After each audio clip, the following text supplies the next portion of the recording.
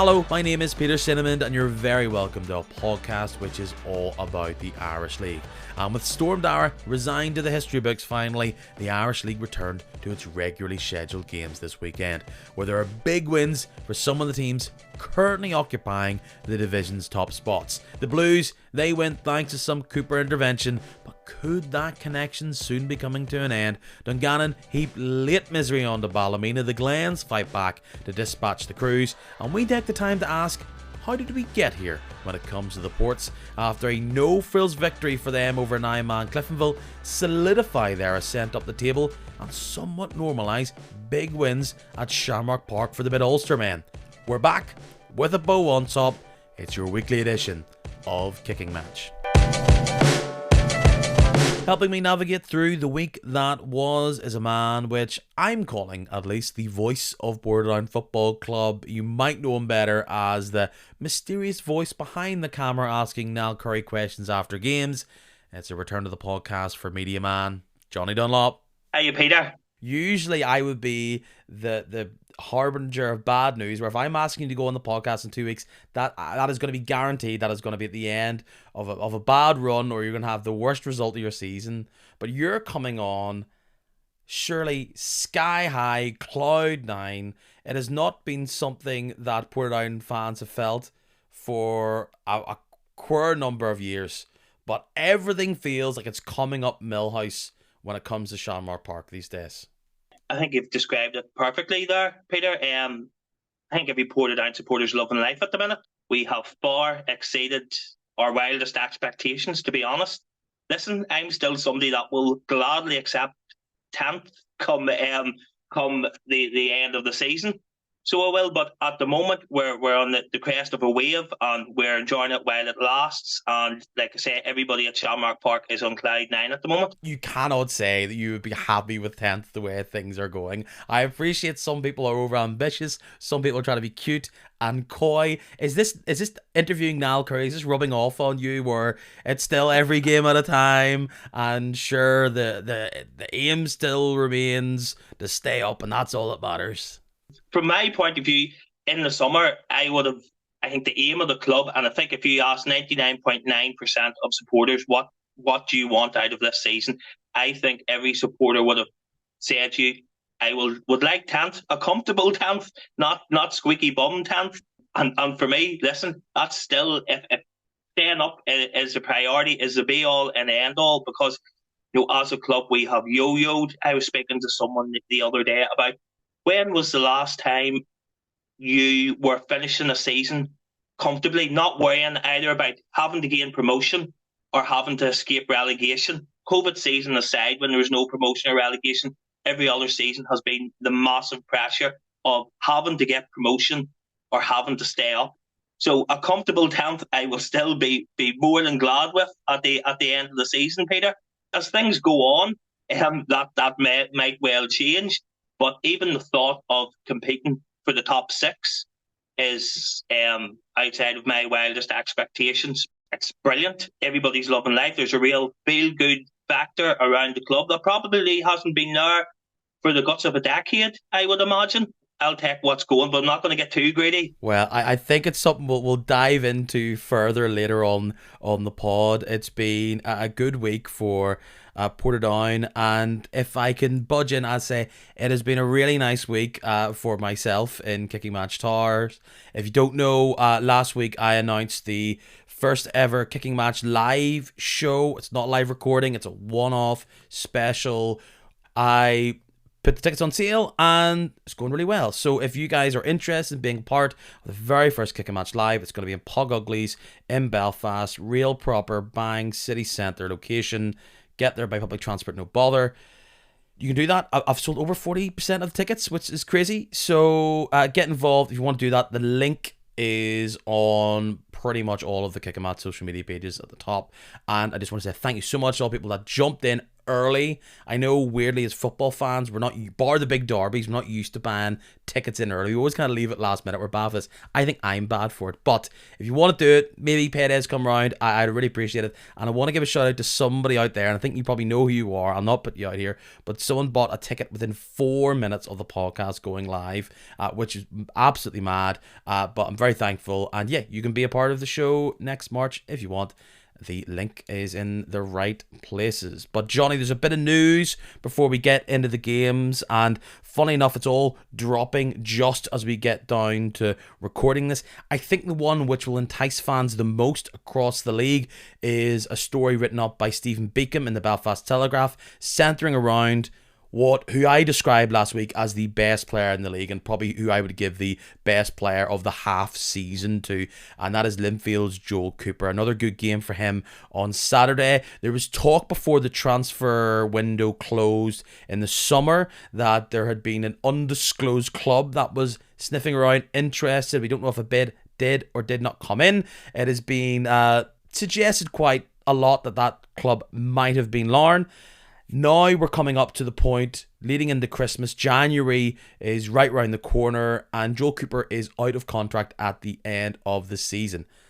And the talk is, according to Stephen Beacom, that there is Irish League clubs interested in him. Of course they would be, but the significant interest seems to be Coleraine are the team that are looking to try and lure him away. I think that would surprise many people to hear that. But look, this is an ambitious club, recently going full time. We all know this. And could this be the big star man? They've went for McGonigal earlier on in this calendar year. You see Reece Campbell and others coming into the club.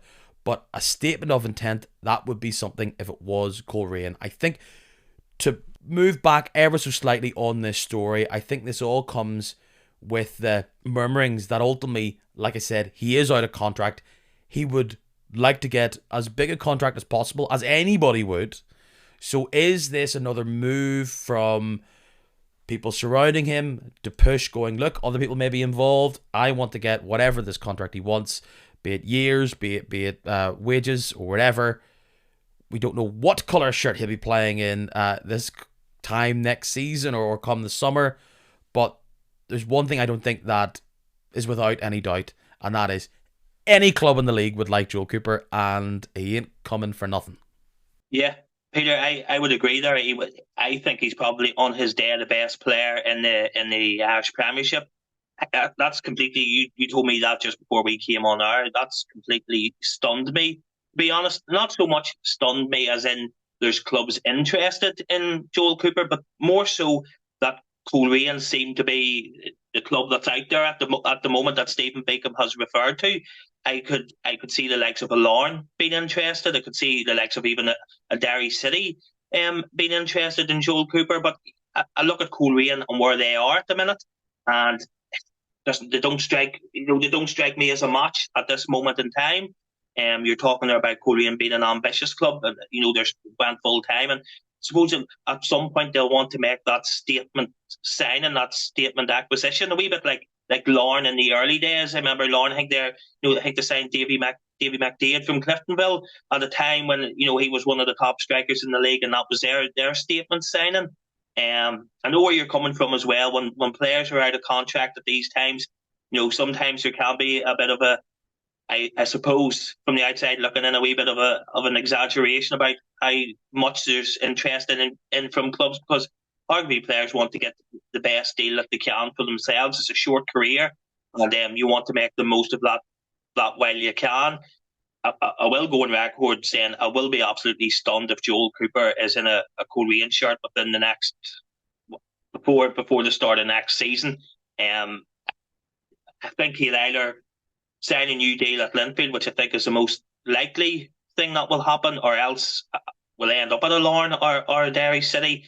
And will be a big blow to Linfield, and I don't know what it would say about what's going on at Linfield if Joel Cooper was to leave to go to another club within the league and Coleraine at that. I don't think it's exactly the same setup here, but one of the more surprising transfers in recent times was the move from Ben Kennedy to Ballymena from Crusaders. And Crusaders had to make the call there about cashing in on a player based on how he fitted into their future, and I don't think this is an exact one-for-one recreation of this as a proposed deal. But if you're Linfield, right, you've got Joel Cooper, 28 years old, has done so much for your club, has been your team on a significant amount of occasions this season, and you're looking at a player who could demand a fair whack, let's just say, in this market, be it at Linfield or anywhere else in the Irish League, even the likes of Derry City. And he will have, outside of the financials, a term limit of what he wants. Does he want a short-term 1 year, see where I am at the end of that season? This 2 years probably feels about right, but if it's a question of, I want 3 at best player in the league wage, or what he's on now with a Brucey bonus on top, that is a big commitment. That is a decision for Linfield to make, because he may be doing the business at this moment in time, but we've seen over the past 2 seasons or so, he has been injured. He's had to deal with a couple of spells where perhaps he isn't 100% fit. And is that going to improve in 2 years' time? There is a scenario where the board shells out the cash that the fans say you have to do for Joel Cooper, and 18 months from now, he isn't at the same level, and they have committed to this player that isn't at the value that you have. But ultimately, that's what all clubs do. That's what all clubs go for. So if there's still a bit of movement there between club and player, will they find the middle ground? And in a lot of scenarios, a lot of careers, you often can move up pay scales by moving around. It would be a shock, let's just say, to go from one of the big 2 in the league of Larne. Like, if he moved from Linfield to Larne, there's a feeling of, well, it must have been financially significant, and he still wants to be at the top end. It just suited him, change of arena, and away we go. But the Coleraine move is interesting because it wouldn't be seen as if you are moving to a club of equal stature. However, if you're Joel Cooper, surely he has almost achieved everything he could in the Irish League. He'll want to keep on going. It doesn't mean that you want to tighten and you chill out. But you can see for him that perhaps being a part of a project that is either financially significant to him or gives him that long-term stability as a player, that could be appealing. Yes, it might mean that he's not at the top end of the league instantly, but those aren't always the number one factors in your decision making. So Coleraine could offer, is what I'm saying, a lot more than just what fans will shout out, oh, a bit of extra money in your back pocket and you're not winning leagues. But sometimes that isn't always your number one priority. It's sort of, and not to go off topic for another league, it's sort of the situation that we were talking there about Joel Cooper. It's sort of the situation that Liverpool find themselves in at the moment with Mo Salah. It's exactly that. I totally agree. He's at that age, and you think to yourself, he's at the top of his game now, but he's coming to that age, and a 3-year contract's a big commitment. You don't know what a player looks like in another 12 months to see him, to catch up with him, and then you're committed to them for another couple of years. It's I know it's a difficult one. Coleraine is very much a bolt out of the blue. I know Colerane's ambitious and things like that. And we go back to when Larne were starting to make those statement signings whenever they wanted to challenge when they went full time. I think the landscape was different then because, there was only Linfield really that Larne, I know Larne had come a long way, but there was only Linfield at that stage that was a full-time club. Larne had went full-time and they were making statement signings and stuff. And, without things going badly wrong from Larne, you thought at that stage, within a couple of years, they will be title challengers. I look at Coleraine, and the landscape is so different in the Irish Premiership now. There's far more, there's 5 or 6 full-time teams there. I look at Coleraine, I was just looking at their form, I think they're sitting 8th at the minute, with 1 win in their last 6. Is a title challenge on the cards for Coleraine? in the next 3 or 4 years, something that you can see happening. Personally, I can't, because Coleraine have to overcome a Larne, have to overcome a Linfield. You look at the likes of Cliftonville there as well, So if Joel Cooper goes to Coleraine now, does he really think that he'll be part of a Coleraine team that's going to challenge for the title if he signs a 3-year contract? Personally, I can't see it unless he's the first of many big acquisitions like that. You're correct. Sometimes players will want to change the scenery, a new challenge, and maybe that's part of what will come into play here. Slightly further development in that this is all coming in as we are recording. Johnny McNabb at the newsletter, someone who's been on this podcast before, he's reporting that Joel Cooper, at least they understand that he has put pen to paper on a pre-contract, and that it is set that he is going to move to them come the end of the season. Very rare something like this comes out this early.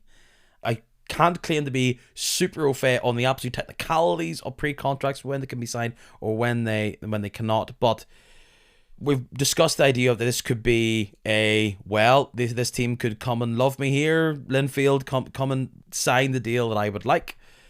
But perhaps, maybe, if their understanding is correct, and I know Jonny McNabb has a close connection in with Coleraine, and this may move on by the time you're listening to this, listener, but that is a strong indication that there is truly something to this, and I think you've alluded to it there.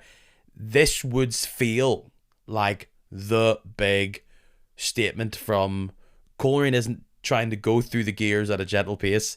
They want to, I like this fire of title challenging with a bit of petrol, and Joel Cooper is probably as big a fish as you can hook within the league at this minute in time, I'd say. I'm absolutely astounded.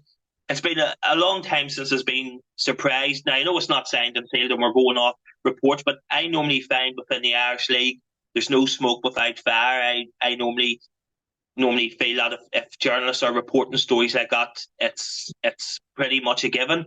But I always find it difficult for a player if they've signed a pre-contract with another club and it's announced in January and they're still at their club, their existing club, for another 4 or 5 months. I'm trying to think back. I remember Michael Galt at Portadown back, I think maybe around 2016. It was announced that in the January time that he was leaving the club to go to Crusaders, and it didn't go down well, and it made life difficult for him. That's a big statement from Coleraine. It's a bigger statement than Larne ever made at that point of their project.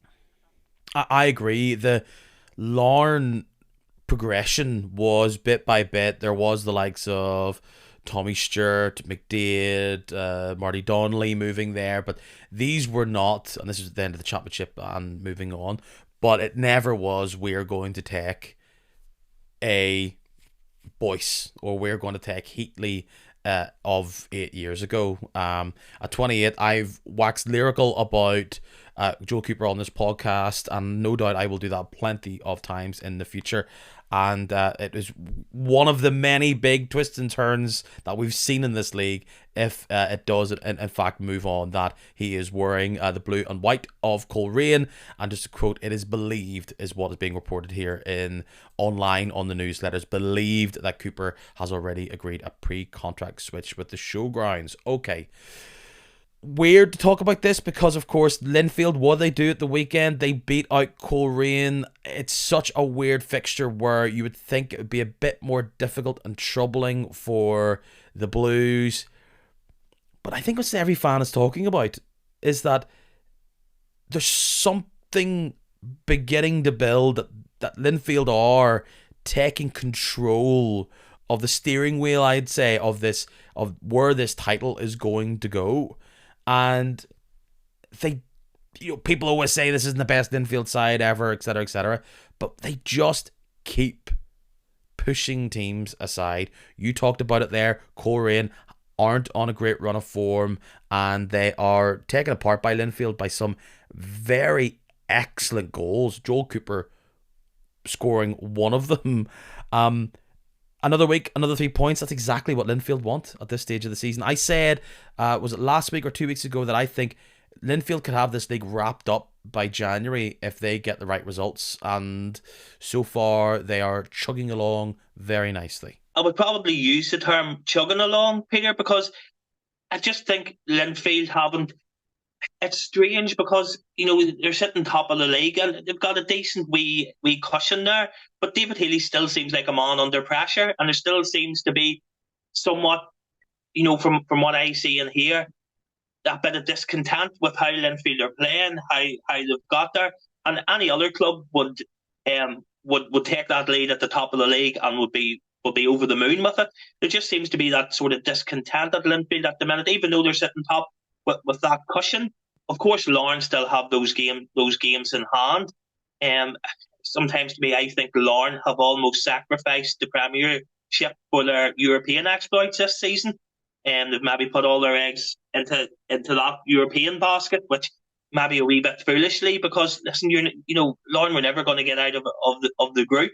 Your domestic football's your bread and butter. There's no point qualifying for the Champions League this season and then struggling to finish in the European places this season and don't have that to look forward to next. But I think the league is so tight and everybody's beating everybody else. And while Linfield have been chugging along and probably haven't been the Linfield of old, or haven't really maybe got out of stacking gear for most of the games this season, they're still putting those results together.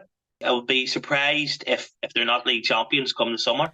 It is looking pretty good for them, but something like this, losing the man who has earned you so many points single-handedly to a team mid-season, does that derail? Clearly at Larne, you were discussing there's been, outside of Europe, there's been other factors which has put kind of a wrong gear in there for Larne, that between their manager, which we'll get to, losing Tiernan Lynch, losing Lee Bonus so late on, like it has not been plain sailing for them. But I did think Coleraine were going to go into this season and with their attacking threat do a lot better, particularly, like I've talked in this podcast, I think from the get-go over the past 2 and a bit seasons, about how, in particular, Colerane's record against what would have been the fellow, and I know that's being ripped up this year, traditional top 6 sides ain't great. And it's interesting that Linfield go from playing Portadown at home to Coleraine in the middle to then going down to Stagmore Park this week on Tuesday night against Dungannon Swifts. And of those games, that might probably be the easiest game that Linfield have in that stretch, isn't that? Yeah. Does that kind of say that as much as they have the marquee star names, Coleraine are a soft touch? And I think they know it, and I think they're talking about maybe this hasn't come together with all the moves that they made, and Dean Shields is talking about how there's going to be a big January for them, and they're looking to get reinforcements, he's being quoted. But the current concoction ain't it? Yeah, I would tend to agree. I was of the opinion at the start that nearly going full time, they lost a couple of big players there. I think it was Josh Carson went to Ballymena United. They lost a few players to Ballymena United there that arguably are better, that will be getting in their starting 11 at the moment. But I think there's summer signings that they've made since they went full time. I think there's a lot of inexperience there, a lot of new players into the league. You had the managerial situation as well with Dean Shields coming in. There was a lot of upheaval, and they haven't hit the ground running. It's not what I expected. I expected Coleraine to be sitting fourth, third, not competing for the league championship. I thought maybe that would be too soon, but I expected them to be challenging for those European slots. And at the minute, I know it's early days, but at the minute they seem a million miles away from that. Especially in a season where Cliftonville are getting a bit of run going and then they shoot themselves in the foot. Glentoran are somewhat topsy-turvy based on where things are. Crusaders are very much going through a transition. To see Ballymena, who you're still a point ahead of them with one less game played than Coleraine, Dungannon and the Ports have these successful seasons. I think I've talked about it a few times. this actually was a perfect season for Coleraine to come up through the middle and actually do a bit of damage in the league. And they have a nippy little winger in Reece Campbell scoring goals, creating assists. They have Shevlin scoring goals for them for fun. But it's just it's other parts of the pitch that's letting them down massively. I saw them against Loughgall a number of weeks ago. It's their only win in 5 league games. And I thought, this team is technical and fluid and is going to push on from here. And they haven't. Now, I think based on this game on Saturday, I think what a goal from Fitzpatrick to open the scoring. Like, that is a rocket. And perhaps you 1-0 down at Windsor Park ain't easy. But it's another game where I think Coleraine white flag moment and teams are taking you apart far more than it should be. It feels like teams like Portadown and Dungannon are getting success by putting it up to the big teams, and Coleraine are trying to almost play the same game and losing. They're fighting fire with fire and losing. Meanwhile, the Swifts and the Ports are trying to be sly about it, and they're actually getting success. Yeah, is there, again, looking at it from my point of view and looking at it from the outside, is there a part of it that Portadown and Dungannon Swifts are playing with no fear? Those big games, possibly, nobody expects them to get anything from it, so they're just going for it, and they're playing on their front foot. They're harrying, they're hassling, they're going for it, and they're getting rewards for that. While possibly the likes of a Coleraine, they've went full time. Is there that expectancy on them, and they can't deal with that possibly, or they're struggling to deal with that, and are sometimes maybe playing. Is there that bit of fear, and they go one down and everything goes to pot, for want of a better word, and they don't have the mentality to recover and get back into games? Does that play into it? Maybe. Now listen, I think it's early days, and I do think the league will even out once the January transfer window comes into play. But it would be a poor first season for Korean's full-time project if they don't make the top 6. I think you're spot on with that, and changes will come. And I do agree with you in the sense that we're just past the halfway mark, and there's plenty of football to be played. Absolutely. But for teams like Dungannon and Portadown, who are now in the mix for top 6, this isn't a flash in the pan. This has been going on for weeks. You guys are only, it sounds daft because there is only 19 games being played, but you kind of are only 14 games away. You get these next few weeks, and then it's 10 games before, so they'll be slipping and sliding, moving up and down as snakes and ladders. But you're in an excellent position. The Swifts are second on 33, but that was a position that the Ports could have been sitting in come the end of play on Saturday. Probably the result of the weekend turned strips out of a Cliftonville side at Shamrock Park that shot themselves in the foot, but that probably takes away from just how dominant the Ports were for the early stages of that game. They get an early goal from Ryan Mays. Not a usual thing that Portadown have been doing recently. It's usually at the end of the game, not at the start of the game. And then 2 red cards before half time. You must have been in minor dreamland there, Johnny, thinking, how is this all going to blow up in our faces? Portadown obviously have that hoodoo with Cliftonville. We hadn't beat them home or away. I think I counted 24 games. It's over a decade since Portadown had got the 3 points over Cliftonville. I think you have to go back to January 2014 up at Solitude, a Gary Twigg goal for our last win at Shamrock against Cliftonville. You're going back 2011, and a 2-1 win with Kevin Braniff and Alan Cawley. So you go into these Cliftonville games as a Portadown supporter and you think to yourself, you're a bit downbeaten before you even play them. But this season's different. I had said to Nell in the interview, people will look at that game from the outside and think Cliftonville down to 9 men. That's the story of the game. That's how Portadown have got their 3 points. But Portadown took the lead after 4 minutes. Cliftonville had 11 men on the pitch at that point. and Portadown were excellent. I thought they were far the better side. Up even, up to Conor Pepper got his second yellow card. So, I don't think going down to 9 men didn't flatter, it doesn't flatter Portadown. Portadown were excellent. A great goal by Ahu Obahan. Great wee flick to make it 2-0. Oh, excellent goal.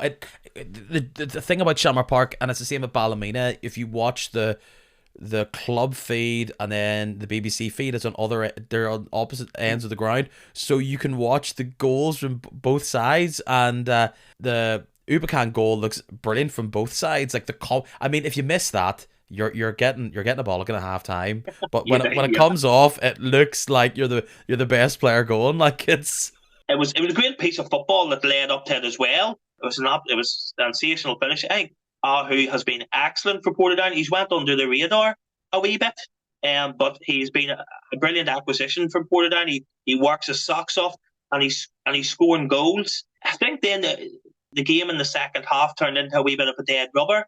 Cliftonville were happy to sit back and try and keep the score to 2-0. It became a wee, particularly maybe the last half hour, nearly become like a training match somewhat. I'm glad to see, because at times, not this season, but over past seasons, sometimes Portadown's game management and maturity maybe hasn't been there, and they've went chasing things when they've no need to chase things. I thought they showed great maturity on Saturday. When they went 2-0 up in the second half, they didn't push it. They just controlled the game.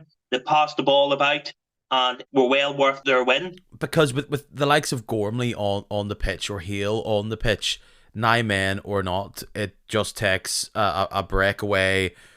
It's 2-1, and I'm sure the whole of Shamrock Park is just frozen, terrified. So 2-0, knock it about, is probably what the mature thing to do, but I don't doubt every Portadown fan wanted more and more. Talk about the red cards. We don't see in the highlights the first yellow card for Pepper. I know on the radio they were talking about Oran Casey perhaps being in the shout with a red card, and the one that we've all seen, if you watch back the highlights, Johnny Addis, third red card of the season. There's other players around him, but when Odamosu is closing down Eamon Fife in the way that he is, any tug, it's a direct decision there for the referee. So I don't know, there's too much about it. I don't know why you just don't trust your keeper to give it a go at that point, because 9 men almost blocks out the game for many people at that stage. But talk about the Conor Pepper and the Oran Casey incidents. Obviously there's only one red card there. What did you see? I thought they were pretty standard. I thought Conor Pepper's 2 yellow cards were 2 yellow cards, and I think Johnny Addis can have no complaints either. I think Fife had edged in front of him, was probably getting to the goal, or getting to the ball before the Cliftonville goalkeeper as well. I think Casey was a bit lucky as well. Was it off the ball, radio said? Off the ball, I think, to do with Ram Mays. He's a lucky fella as well. Listen, Cliftonville could have been down to 8 men, but 9 men isn't a given. I was at Portadown Glenavon Boxing Day game a few years ago when Glenavon went down to 9 men, and Portadown ended up on the wrong side of a 1-0 defeat. And then, funny enough, I do a wee thing on the social medias on this day. And on this day in 2003, Portadown beat 9 men Cliftonville at Shamrock Park 5-1. So, just the irony of Cliftonville having 9 men in against Portadown and such the same sort of dates was a bit ironic. But listen, I think probably there was a wee bit of moans from the stand that Portadown didn't try to capitalise and score more goals. But as you say, it only takes Cliftonville to get one back. When you've pushed yourself up trying to get a third goal when there's no need to, then suddenly it becomes squeaky bum time. And then Cliftonville lost Joe Gormley to injury as well. He seemed to there's nobody near him, which is always a worry whenever you see a player injured.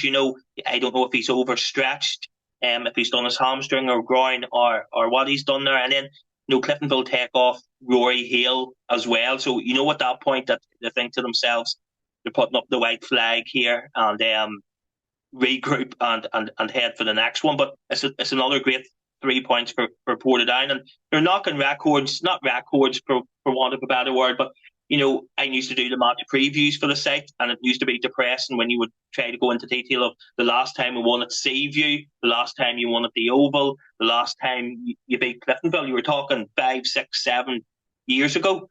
And this season, you've went to Seaview and won, you've went to the Oval and won, you've beat Cliftonville, at home. So it makes a nice change. Because 15 years ago, and I appreciate that there's people that listen to this podcast that have no real memory of Portadown being what would be considered a top team in the Irish League. But for a lot of my early years watching the league, Portadown were a big top team. And the likes of, you mentioned there about going to Seaview and facing off against Cliftonville home or away. I think, and the records clearly show this, the past 10 years, Portadown as a footballing 1-11 side have been stark outsiders every time they faced off against them, when they were considered 15 years ago as either below Portadown slightly in stature and league position and quality, or would be considered your equal rivals. So that it shows the downfall of Portadown, especially in the post-Ronnie McFall era, and now this very sudden emergence this season. We all know what Loughgall did last year, coming up from the championship, and Portadown are edging their way towards being the best ever promoted team. I think Ballinamallard had an amazing season when they come up, but this is a different level of league. And I was looking at the Portadown squad because Loughgall's success, best championship side ever based on points and goals and everything, I think they were able to take on that consistency of a hard-working side and get that winning mentality, and were happy to be underdogs and took it to a lot of sides last year. Lauren come up, they have a lot of big players anyway. Similar kind of feeling. Ballymena has had a good season, up and down season really, 9 wins, 10 losses. But when they were doing good guns, people are going, they've signed a lot of players, but it's all worked out because they've got a lot of experience. Dungannon's success this year has been based on that team's been there for a year or two, young, adding bits and pieces. If you look at the Portadown starting 11, which it did from Saturday, you look at it and go, well, it's not because I don't think the championship side, they got through it, but I don't think it was a sterling campaign. It was kind of get there by the seat of your pants and away you go. So it wasn't like amazing championship year. Yes, you got to the cup final, and I thought you were great underdogs. But you look at that side and go, well, you starting 11, you kind of just have Gary Thompson, Ryan Mays, and Lee Chapman, who was starting. So it's not continuity. It isn't just yes, you have Aaron McCary and you have McCulloch and players like that coming in, and Shane McCartan, but it's not just get in Irish League experienced players either, because you also then add in UKEC and Ubacan as well. So it's this kind of like, it's all come together. There's not one theory, but there's been a bit of continuity, quite a lot of players coming in, which some people would claim that sometimes disrupts the squad. But actually, this team looks more together than a lot of sides in this division, and it's just kind of all working. The new players are adapting to the league. The old heads are showing what their experience is, and it's just and they look like they're gelling. It took a while, I guess, to get the fight to the end and all those Curry time goals, but it's somewhat kind of amazing based on team building theory how this has all come together. It's a taste sensation, and it probably shouldn't work, but it is. Yeah, I would agree with that. I think from being in and around the club, the camaraderie is probably camaraderie as well as togetherness is as good as I've seen at Portadown probably over the last decade. Every player there, Gary Thompson's he's inspirational as a captain. He epitomises everything that you want Portadown Football Club to be, and he leads from the front. And I think Portadown, the players they're so together, the camaraderie. And I know people talk about signing up players in the transfer window and stuff, but Portadown have found themselves over the last couple of seasons whereby they've had to do that. They've either been a team relegated from the Premiership down to the Championship and have had to rebuild, or else they're coming back up from the Championship to the Premiership and having to rebuild again. So I think Niall Curry has got it right this season, where there's that mixture. I know a couple of seasons ago, I think it was under Paul Doolan, there was a lot of players brought in that were from outside the league. Nobody, infamously, probably one of the worst transfer windows ever in the Irish League. You were 6-7 players hadn't played in the league. Nobody knew them, and it was a disaster. It didn't work. I think Niall has been brilliant in his transfer dealings, because he's brought in an Ahu Obakan, he's brought in a Josh Ukek that haven't played in the league before, but he's also brought in the likes of a Shane McCartan, an Aaron McCary, a Stephen McCullough, who've been in and about the league for a number of years and know what it takes at the Premiership level.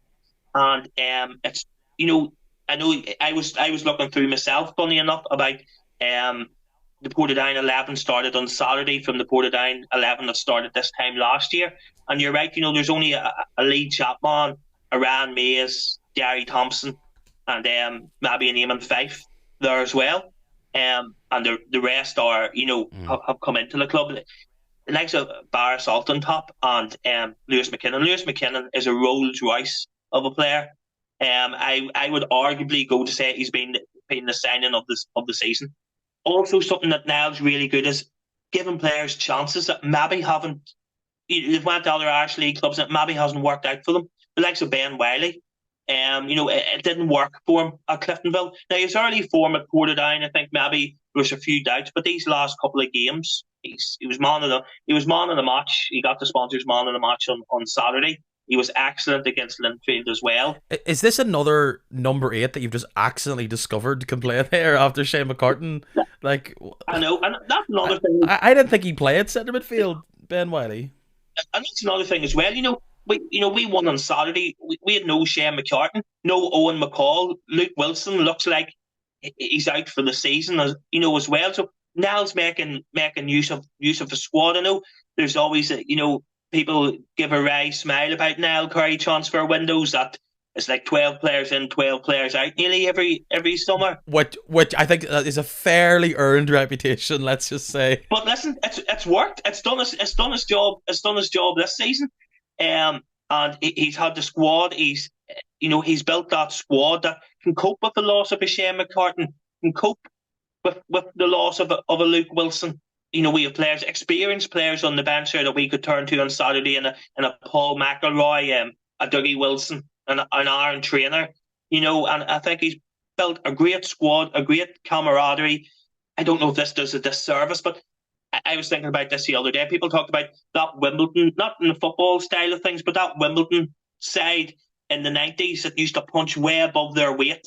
And people used to talk about the crazy gang and the way there was that camaraderie and they played for each other and they went for the well for each other. And they were always be the underdogs for most of the games that they went into. But that togetherness got them wins more often than not. And I can sort of see that in around the Portadown squad as well. I'm very impressed by this Portadown side. They know what they are. They're very direct. I know what you're saying in the sense that there's a lot of big characters, McCary and co, that is taking Portadown to a height that they weren't previously. But they just are so effective. People can say that perhaps that 1 to 11 that they don't have this nailed on top 6 side, but it's kind of based on what they're performing. I think everyone's talking about the back line, which is excellent. Let's see if that can stick together. I'm sure that's a big part of it. And I was just thinking there about Niall Curry, someone who is seen as a great quote unquote character, a personality within the league that everybody has a wry smile about. But this is a man who obviously a very serious Irish League manager, has been here for well over a decade across numerous clubs. Is this perhaps his best ever team, his best ever campaign, as early as it is, and it may all fall away? This is, like, I'm kind of using the word renaissance when I talk about Portadown, because it has been so down in the dumps, almost. We talk about that transfer window. It's been almost ridicule level, if I can say that, Johnny. And they're sitting here. the real deal with Niall Curry saying, like, he can kind of puff his chest out and go, I've got, for everyone touting how great Cliftonville might be, and I know you just beat them, but Portadown have the exact record: wins, losses, draws, goals scored, goals conceded, and they look like the team to have that has the momentum. I think this is a lot more than just a good run. Yeah, I think Portadown know what they're good at, and they do it well. Now, they don't overcomplicate things. It's been a sensational start for Portadown. Never in my wildest dreams did I think I would be sitting here, 8 days from Christmas, with Portadown sitting third in the Irish Premiership.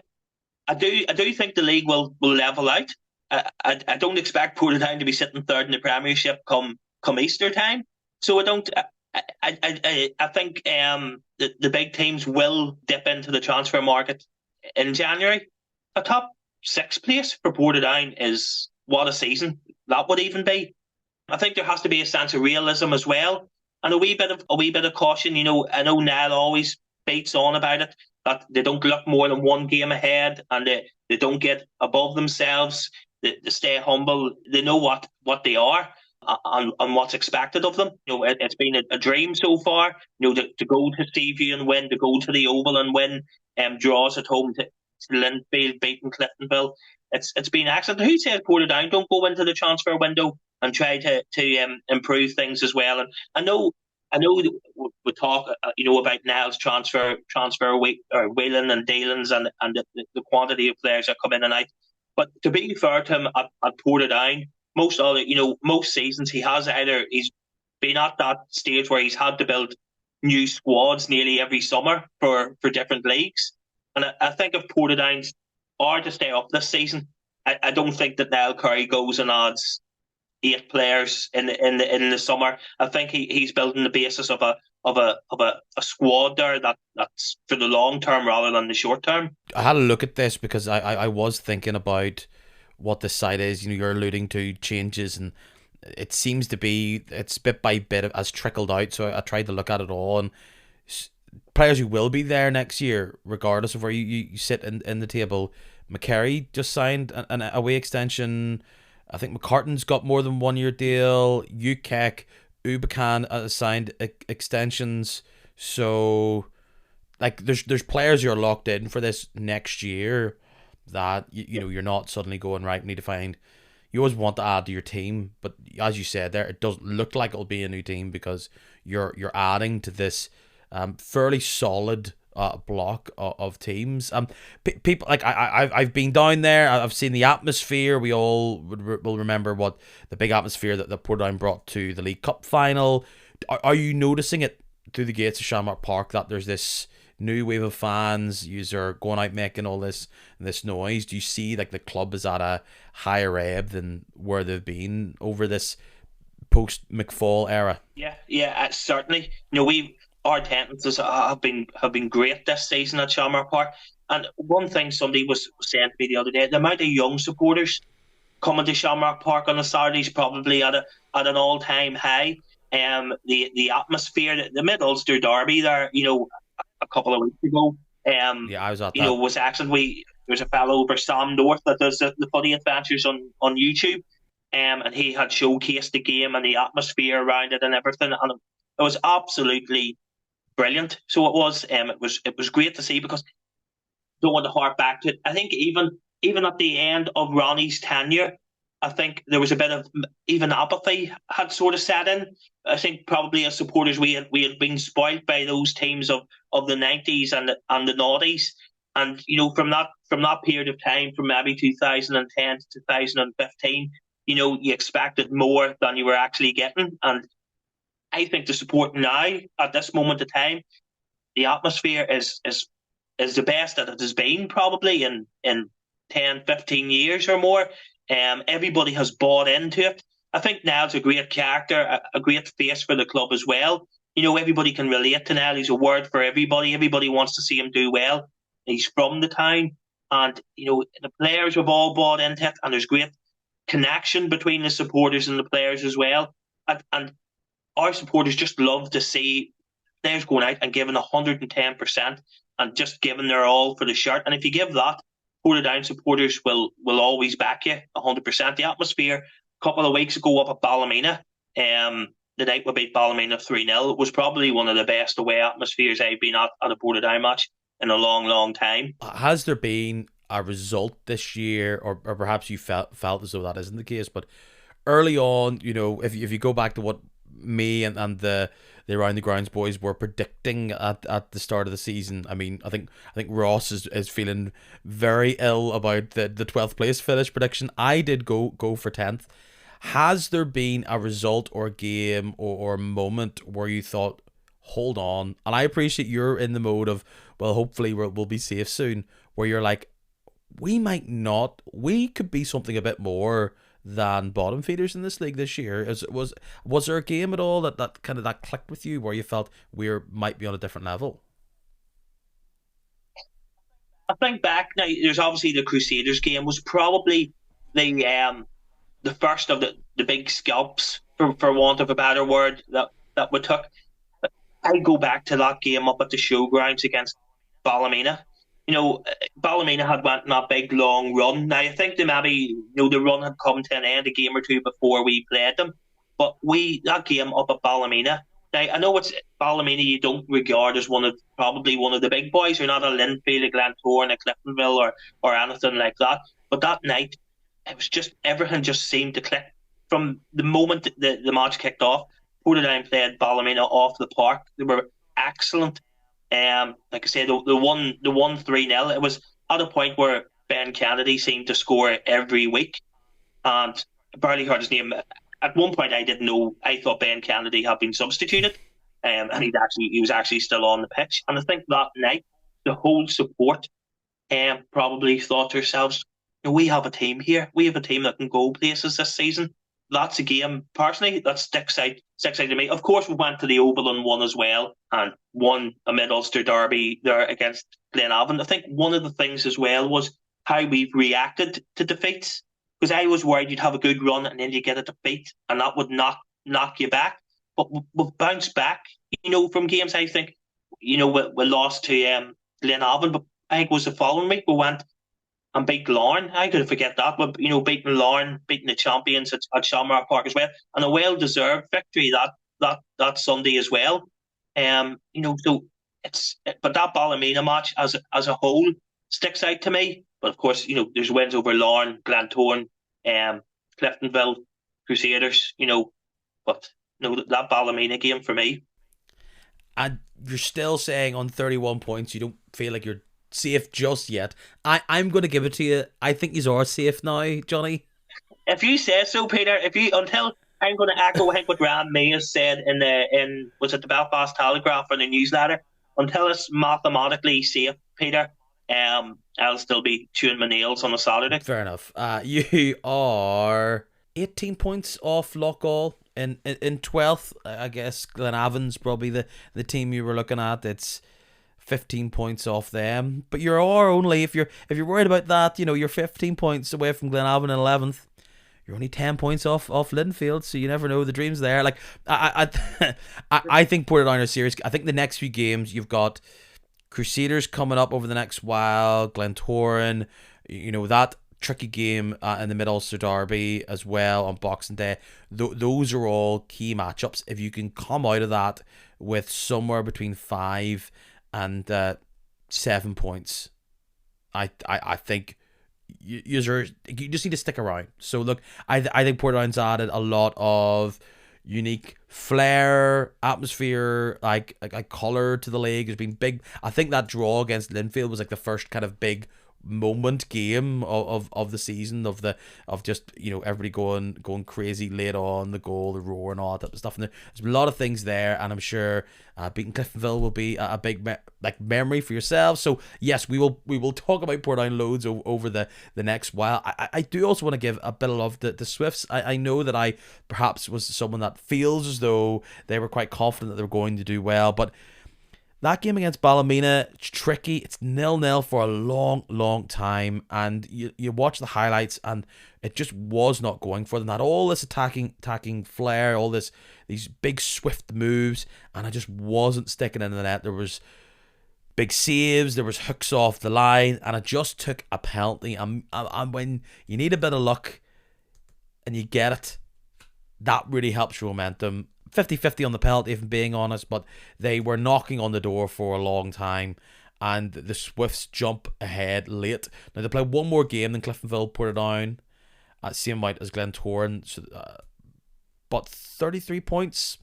This, like, last week we talked about this idea of who would be the half season manager, and I gave it to Curry. I think maybe Joe gave it to Rodney McAree.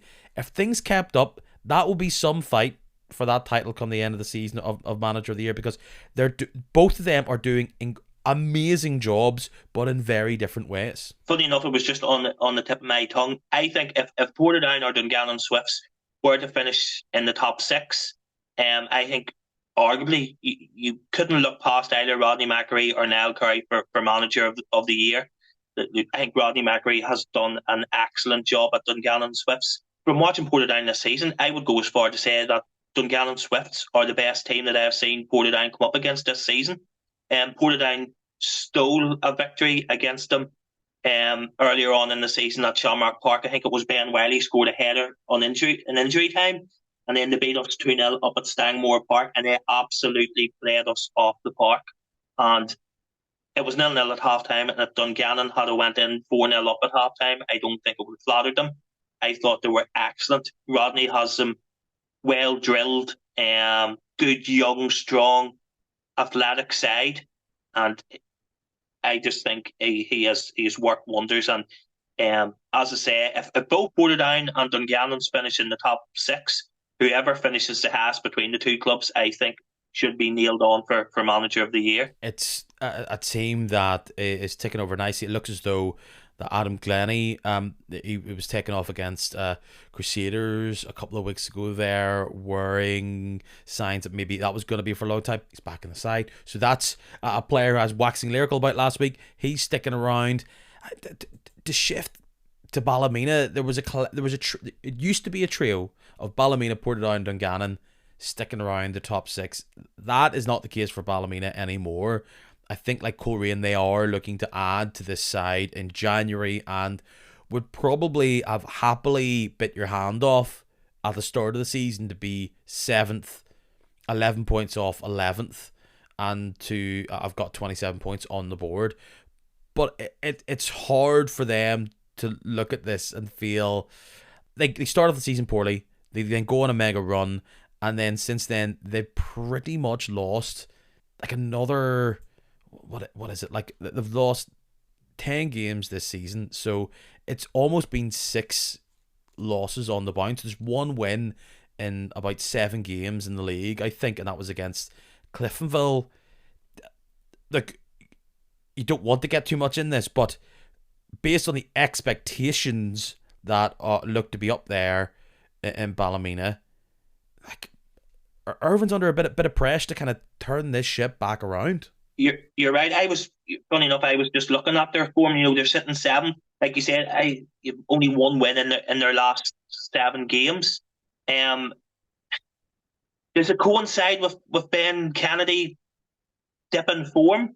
In that mega run, Ben Kennedy was front and centre and was scoring goals for fun.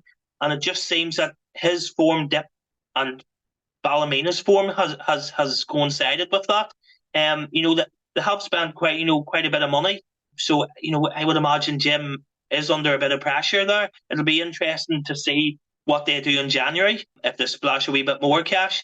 I know that I've seen Jim Irvin's interview. I think he was a bit touchy about the questions. Is it McElhenney? I was going to say, as a part of these signings, we talk about players that are coming in January. Patrick McElhenney from Derry, brought in, highly experienced player, very skillful player, 32 years old.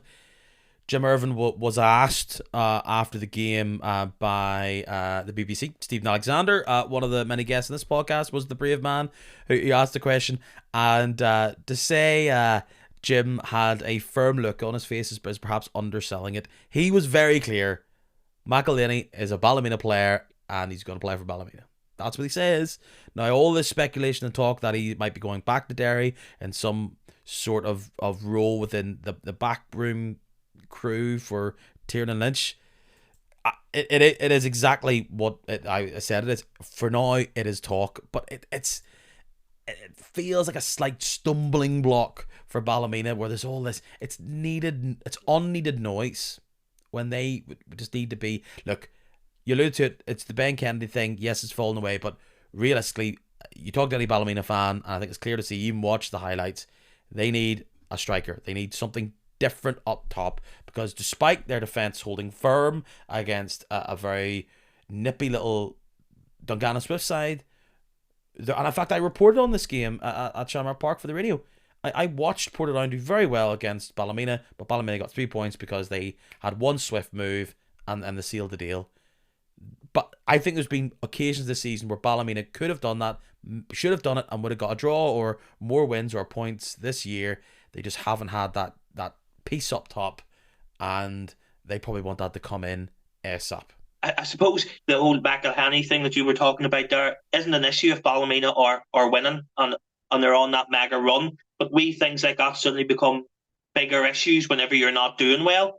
I don't know what's going to happen there in regards to that. I do think it would be a bit of a conflict of interest. I don't know how that would work, where you have a player playing for you that is also part, while not in the same league, is a part of another club's backroom team. I don't know how that works. I know people point to Andy Mitchell was at Lona Carrick, while he was also part of the Lawrence. I think maybe was their under 20 or reserve squad. So maybe there is something there that it can work. But Jim has been this season, from the outside looking in, has been financially backed. So I'm sure there'll be people, if this form continues for Ballymena, that'll be asking a few questions. But are Ballymena going to be a wee bit like Glentoran, where they have runs or 3 or 4 games where they win and then they maybe lose another 4 on the trot, and they're consistently inconsistent? But I expect them to strengthen in January, and I think they'll probably be one of those clubs that'll be competing for a top 6 place. Well, they're on the outside looking in, but as I said, expected to do things in January. Going to slightly shift and move, and we're talking about managers there. I mean, I describe the feeling or the reading of this news as hectic over the weekend. Larne, a team who have only recently just changed their manager, bringing in Nathan Rooney. Well, he technically is not Larne boss anymore. It is Gary Haverin. As news broke there that Haverin's being appointed as Larne's new head coach as a restructure, where now Rooney's being moved to a head of football role. It all seems to circle around this issue when it comes to this UEFA Pro license. This is such a weird and difficult look for Larne, a team who I think for the past few years has a well-earned reputation as the most professional club on and off the pitch within the Irish League, and this feels like a very uncharacteristic mishap here. I think Gary Haveron is an excellent coach, great personality, obviously a keystone of the backroom with the Lynch brothers and co. Irish League manager with Glentoran and Carrick Rangers previously, but in a season where it's been topsy-turvy, feels like looking back, it's lacked stability at the club. This is another minor headache they would like to have avoided. Yeah, I would totally agree. I look, again from the outside at Larne, and everything they do is so slick and so professional, and this seems anything but that.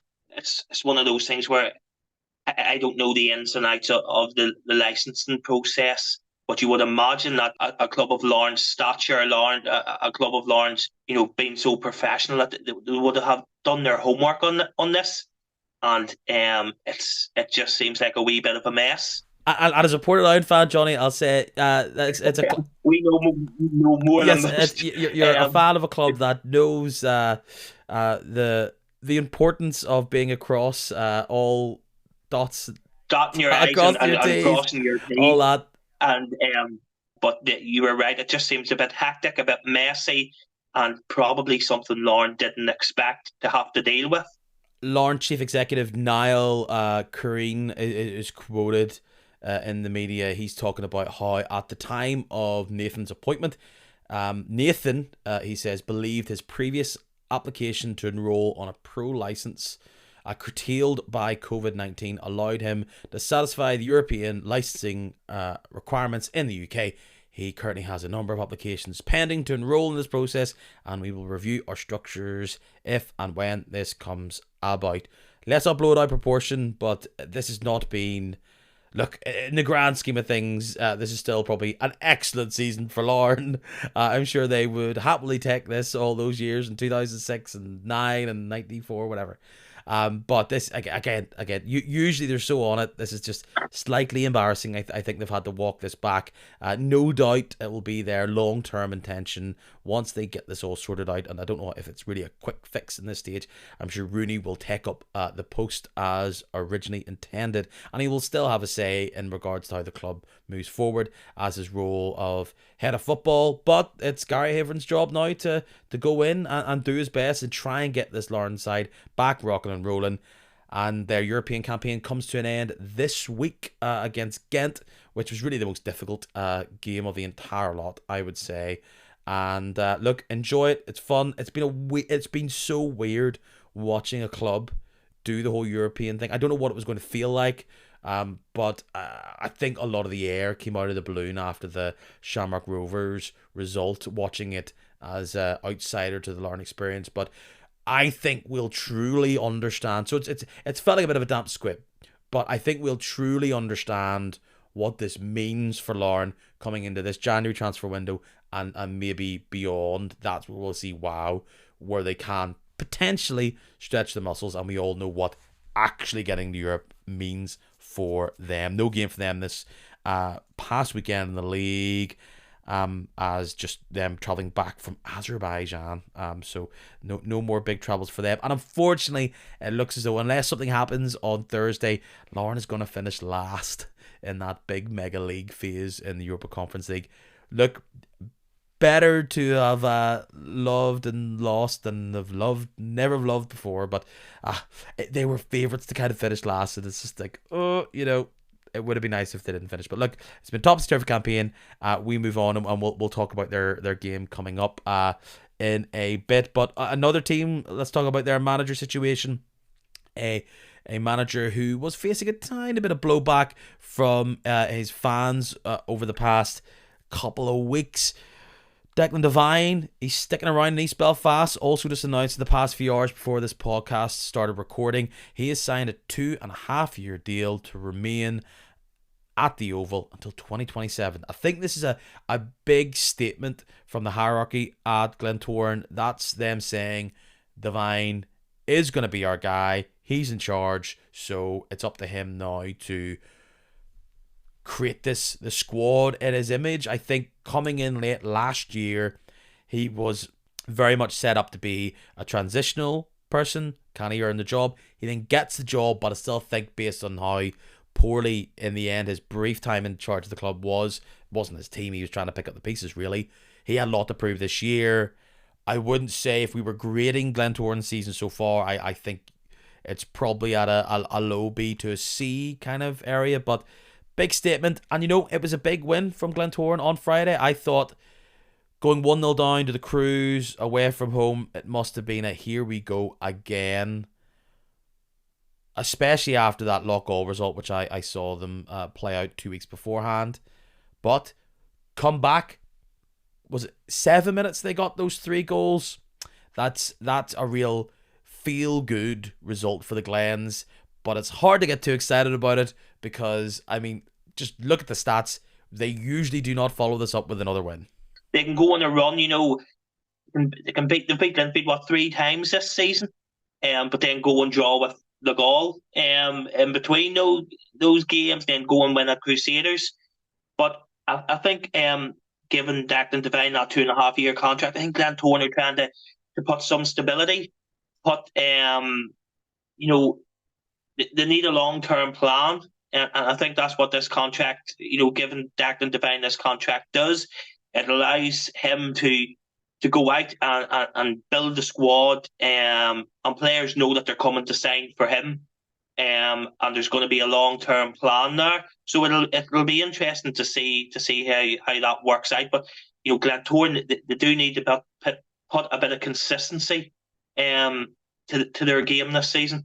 Crusaders have somewhat kind of been inconsistent themselves. I don't think this is a sterling or a one of their best back lines, and moments like Friday night where they get caught out, concentration, shape, maybe lose that physical battle, and they can be got at. But it's really hard to get too analytical about this Cruise side when they're just a team that are still, they're fermenting as a side these days, and they're still in and around, sixth.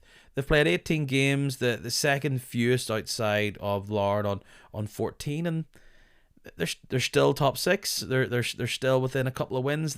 They're a side. People keep saying if you get a good string of results, you can really shoot up this league.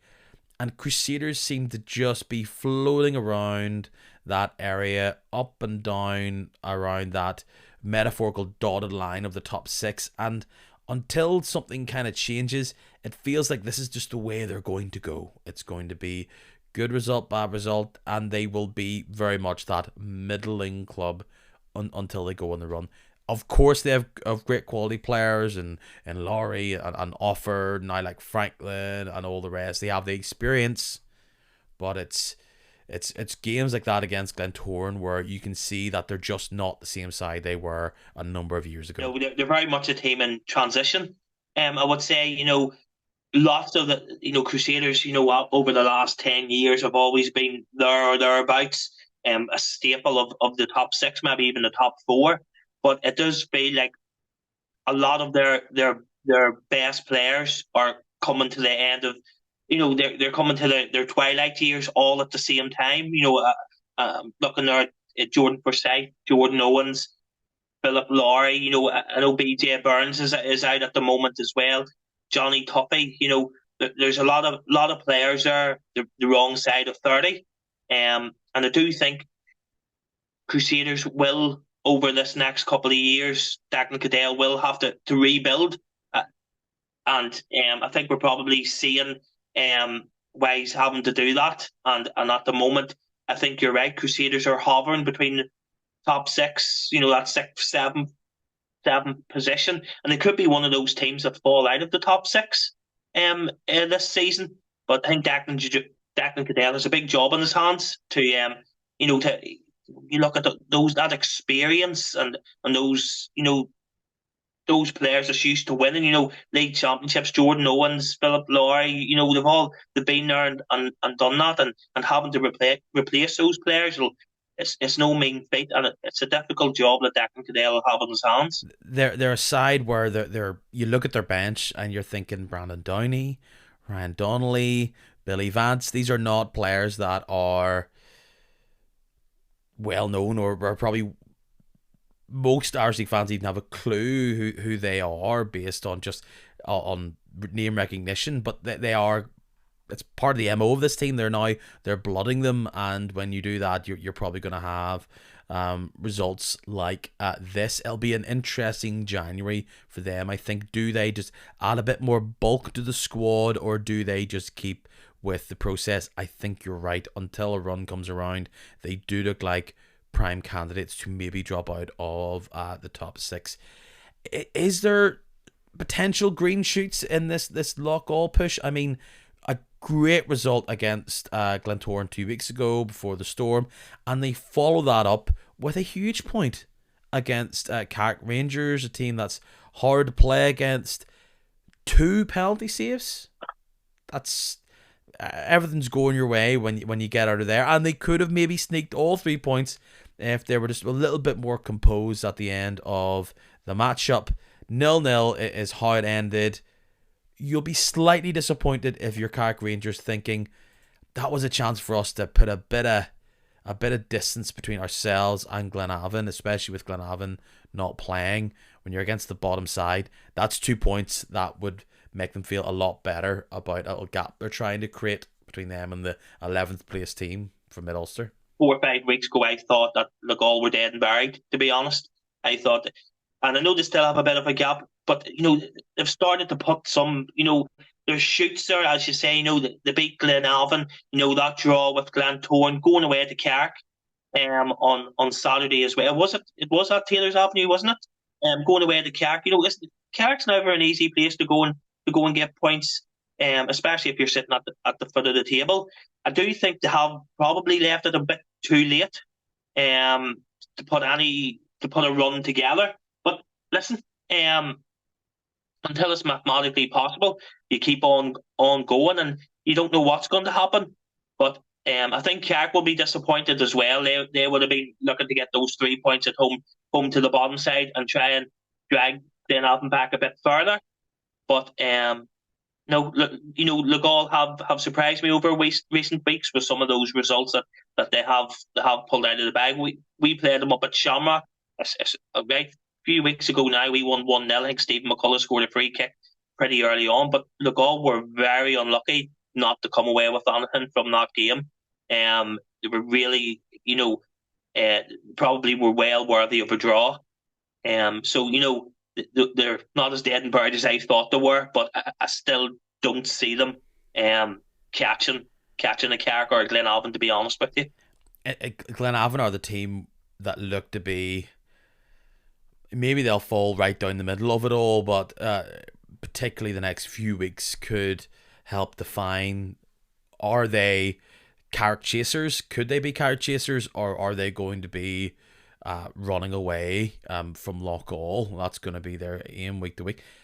They're still so close to Loughgall. It only takes one result and it could really flip. And I think if it's close, you've got to say Loughgall look like a team who are mentally preparing themselves to fight till the end.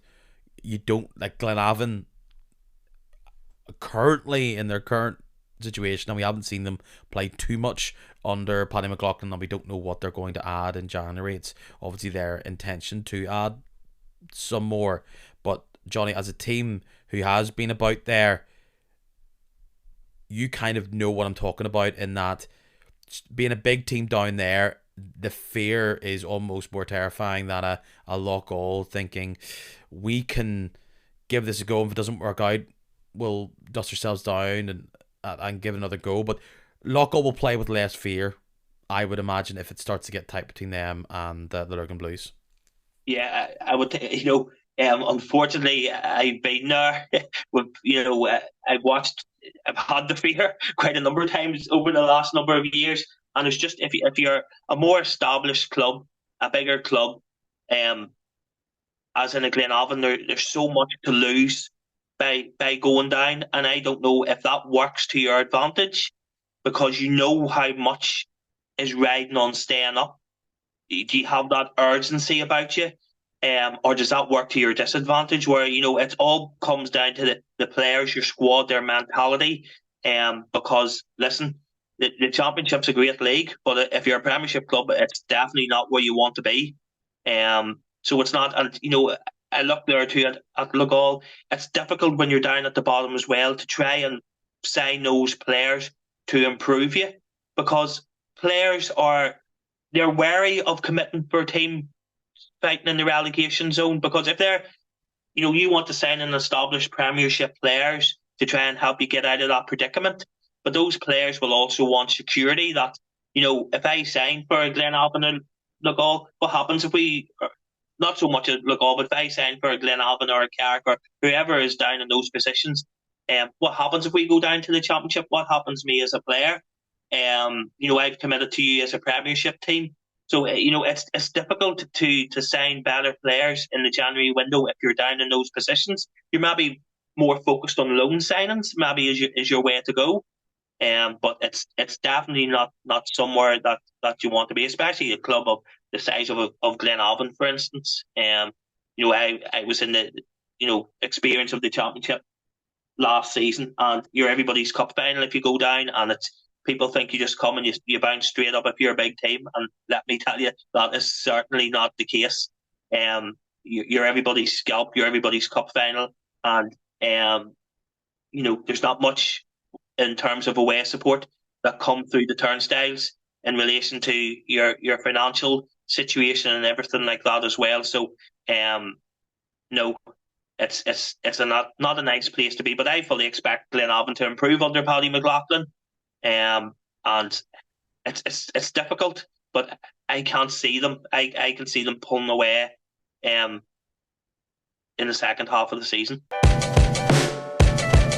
We look ahead to this weekend's games, kind of a funny selection of matches and scheduling. By the time you're listening to this, it's very well, at least a high percentage of you, the games on Tuesday night are very much in the rear view mirror, so we'll do our best to just have that in our mind.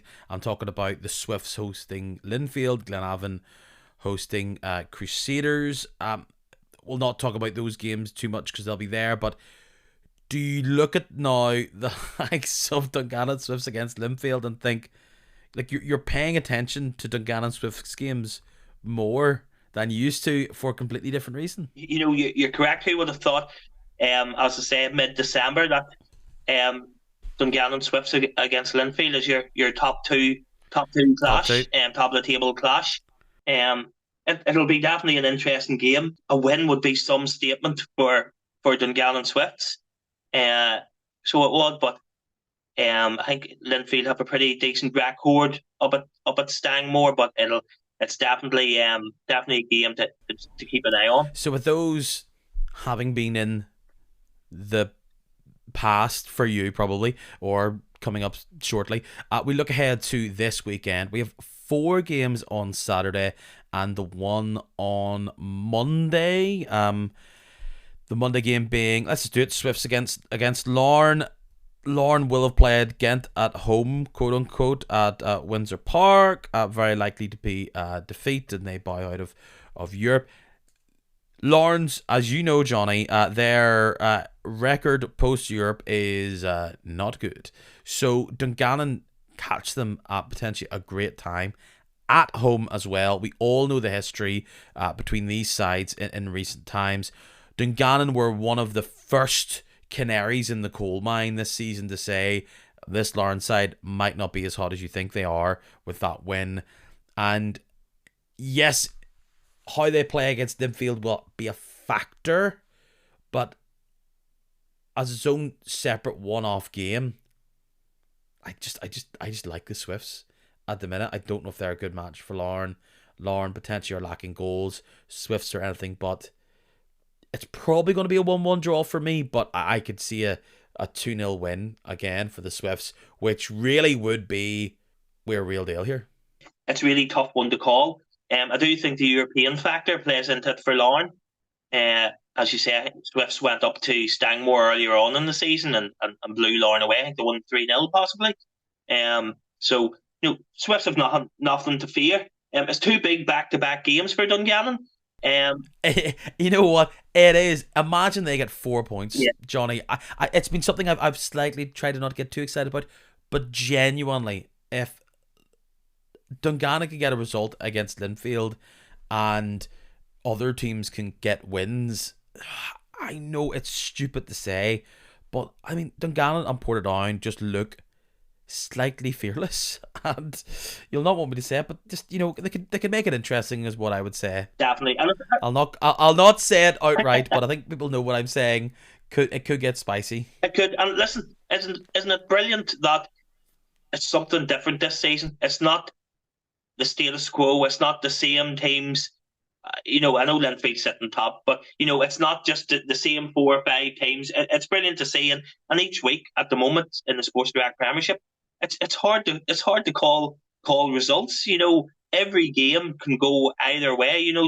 There's certainly no givens. And listen, I think it's brilliant how well Dungannon Swifts are doing. It's brilliant how well Portadown are doing, and long may it continue. These games are massive for Dungannon because, listen, if they come away with these, like you say, 4 points, even if Dungannon come away with these with 2 points, to come away with 2 draws, it's a big statement from them. You know what they're saying? We're not going to go away here quietly. We're not just going to capitulate and let the big boys come back in.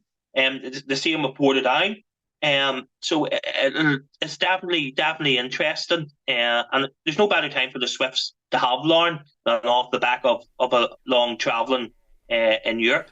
There's 5 games difference in how many the Swifts have played and how many Larne have played, but a victory there for the Swifts this coming Monday would make it 14 points difference between them. It's Yeah. it's a huge thing on the line because Dungannon will want to be top 6 and they kind of need to get results against Larne to hold them back ever so slightly. So yes, Linfield and will want the Swifts to do well. Let's view it from Larne's point of view.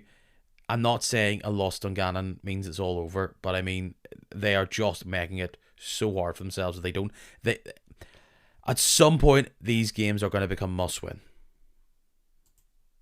I would arguably go to say that if Lauren do win the Irish Premiership this season, it's as good a title of victory in many a year. Because, I know they have these games to play, but psychologically, there's going to be a stage of this season where Lauren's playing Saturday, Tuesday, Saturday, cup competitions and things like that. And, it's you feel at some point tiredness, whatever, is going to catch up with them because it's been a hectic schedule for them, and it's showing no signs of slowing down, and you wonder how they're going to cope with that. Yeah, and they're a team that I think are in a bit of an identity crisis. New manager, how do they want to play? Do they have time to try and figure that out? Or they're likely to bring in names in January. How do they fit in? How do they work with other people? Like it's like you said, Tuesday, Saturday, all that stuff. Like I'm not ready to say it now, but we are close to 1 or 2 results where we could almost call it. But I think you can't. Yeah. It'd be ridiculous to do that. But you have to kind of say, you can't just say, oh, well, you never know with Lauren. It is starting to become very, very difficult for them. I'm going to stick my neck out and I think I'm going to back Dungannon there. You say it's hard to predict. It's hard to choose. It's, everything's on a knife edge. Are you going to be bold and predict Glenavon to win at Windsor Park this Saturday? I'm not going to be that bold. No. I'm not going to be that bold. But I wouldn't put it past them sneaking a point. It's going to be not to hark back, but if this whole Joel Cooper situation, you just wonder how that impacts. If anything official comes out between now and then, how that impacts Linfield going forward with your star player set to move on. Is there a bit of discontent? I could see Glenavon sneaking a draw. I'm not going to lie, but I'll go for Linfield, and I don't think Glenavon. You'll maybe not see the shoots of Glenavon's recovery maybe until the January window opens, until Paddy McLaughlin can maybe do a bit of business, a bit of wheeling and dealing here or there. But no, I still think Linfield will win maybe a 1-0 victory there. I think. I think it'll be stalemates across the board. Just when we were talking about the Swifts against Linfield and Glenavon playing host to Crusaders on Tuesday, I think there'll be a bunch of draws there, which would be a great result for Glenavon. But I think going to Windsor Park, it's just not a place a team in such low confidence and out of sorts form wise go and get a big result.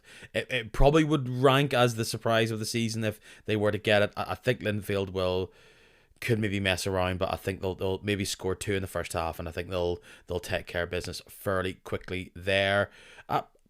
Ports Crusaders, you talked about how you felt as though that 3-0 victory away to Crusaders is one of the defining victories of the season. I thought Cliftonville would struggle on that grass pitch with those Portadown fans there the way it's been, and it is the case that they did.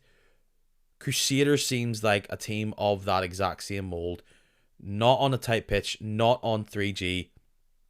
Portadown, who will very happily take on the physicality of them. Maybe Portadown have a bit more nippiness to them actually up top. And you beat them once before earlier on the season. Did you not win in the cup against them last year as well? Put them out of the Bet McLean Cup as well last season. Yeah, that's correct.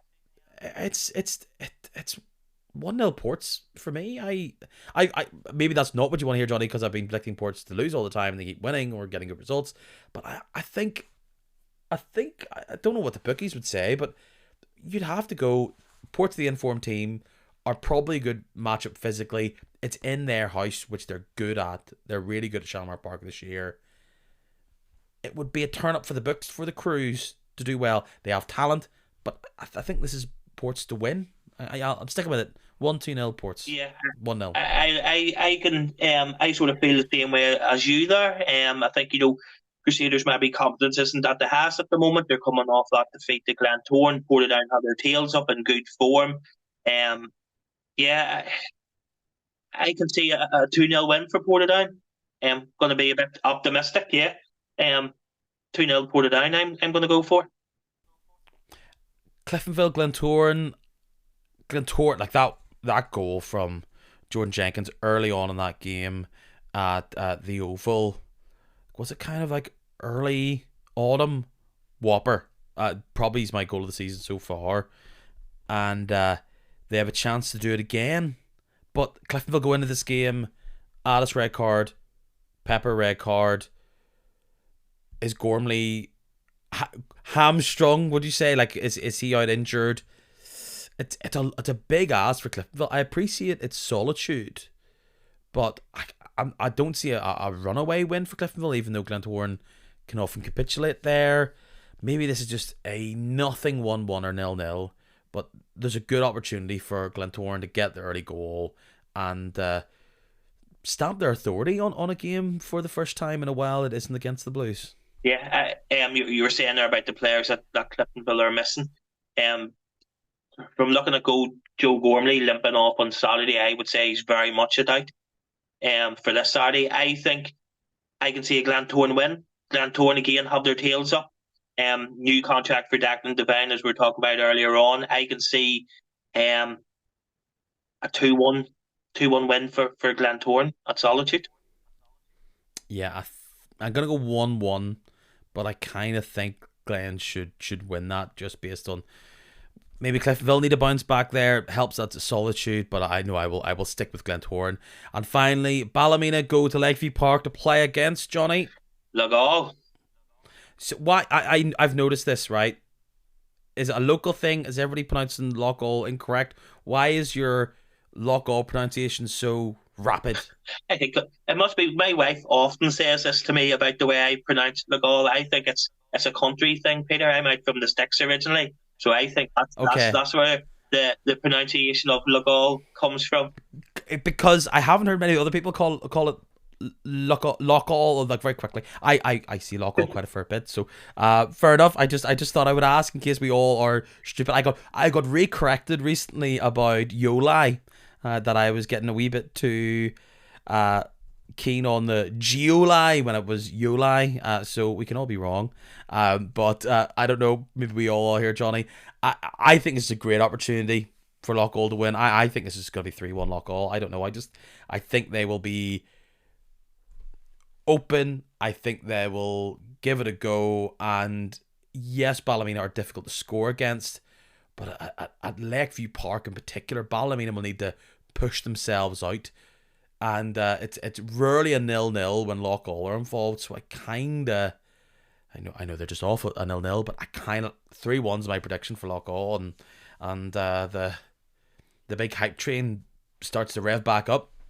Yeah, I would agree. I can't see anything, or it's a very bold statement. I can see Legal winning, taking the 3 points, and if Glenavon are beat at Windsor and Legal managed to get those 3 points against Ballymena, it's a great escape on. But I can definitely see them getting the 3 points against Ballymena. I think 2-0. But in turn, we talk about must-win games, right? For Larne, for Lockall, they are also in a situation where, yes, they didn't fancy getting a draw against Glentoran and almost got a win. You talk about games where they can target. Might they be targeting Portadown? Might they, they weirdly are a bad matchup for the Swifts and Ports and Glencavan, whatever. But weirdly, Ballymena at home is a game where they're thinking this is probably a place where we should we need to try and get points. We just can't see this game as a hit and hope fixture, because even at this stage, points are precious and you need to get them when they're unbeaten in two. They've got to see that as a positive. They are leaky at the back, but they're coming off a clean sheet. Is that maybe their first clean sheet of the season? I don't know, but there'll be question marks around if they'll be able to invest in January. But they've got to take the points where they come. So that's our fixtures pre-Boxing Day. Podcast wise, I guess this comes out the week before Christmas. Christmas is happening on it's happening on the 25th this year, Johnny. I don't even know that. And that'll be the Wednesday. So the plan is that the podcast will come out reviewing these games. I also want to do, again, talk about annual pods next week. I'm thinking of going to do a January transfer window preview, going team by team and go, what is the areas of the pitch? Where do they need to add? So I did that last year, popular. So I think that's what I'm going to look at next week. So that should be coming out maybe Monday, could be Christmas Eve. I know, hectic. That will then be followed up by as usual, this boy doesn't take it off. I've already penciled my guest for Boxing Day. That should be out on maybe the 27th or the 28th. If you want to know up to date when these games will be talked about, when there'll be pods will come out, hit up the social media pages. You'll get notifications, follow the podcast. And then finally, games on Monday, the 30th of December. I mean, that ain't coming out until it's 2025. The Boxing Day will be the final podcast of 2024.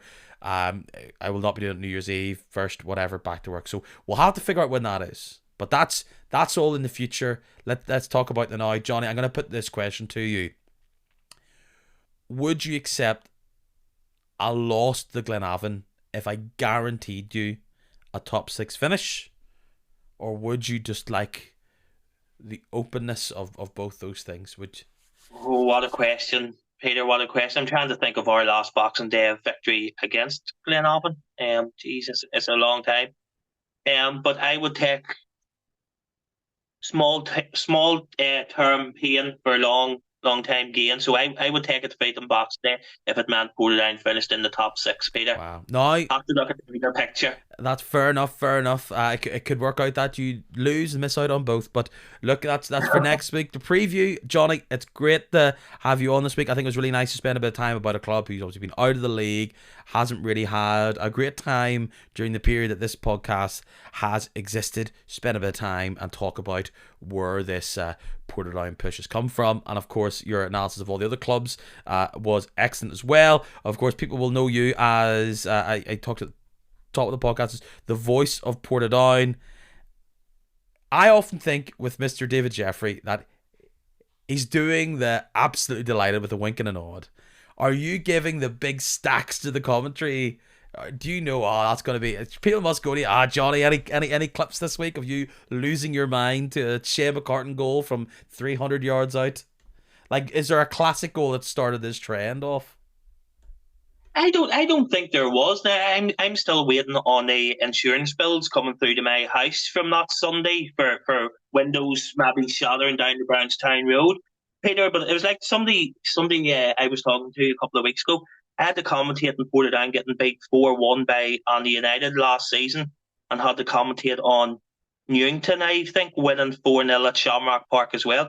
So I'll gladly lose my head at a Shea McCartan goal from inside his own half to beat the reigning Irish League champions, rather than having to make a 4-0 defeat to Newington sound exciting. Oh, it's great, Johnny. When the clips pop up, I think I'll not dismay any other media teams in the league, but yourself and others are put a great amount of work and effort, and it shows. And you're providing a great service to fans there, and you've done us all a good service by sitting and chatting Irish League football for me with an hour and a bit this week. So Johnny, I hope all your Christmas shopping is doing. Are we good? Are we nearly there? Yeah, we're more or less there, Peter. More or less there. The wife. Oh, another Portadown away top. Thank you, Johnny. Another pink Portadown Wally Hatton scarf. Yeah, exactly. Got to save those for the big events. Johnny, thank you so much. People can follow you where and how? I am at Dunlop Johnny on X. Thanks for having me, Peter. It's been a pleasure. Love talking Irish League football, and especially love talking about Portadown when they're going well. So no better way to spend my Monday evening. Excellent. Johnny, until next time, cheerio.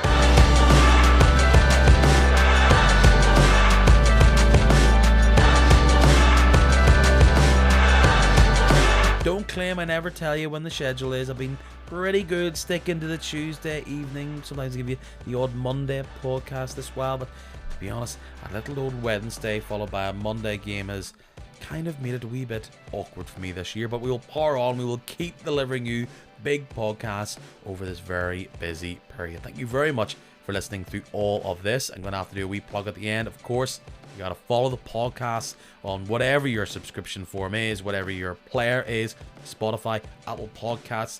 If you do something more exotic, well done. That must be fun. And of course, if you haven't heard about it already, forgot about it because you talked about it at the start of the podcast, if you want to be there for the first ever Kicking Match live show, which is happening in the centre of Belfast on Friday the 21st of March. Tickets are of course limited, so get yours now. Go to the social media pages for Kicking Match and you'll be able to grab them, no bother. £10 a pop, simple, easy. It's like going to a game in, I don't know, 2016? I forget when it got more expensive. Anyway, thank you so much for tuning in. Make sure you get some good presents and good luck. It's gonna be a big week. All the best. See you soon. Tally ho.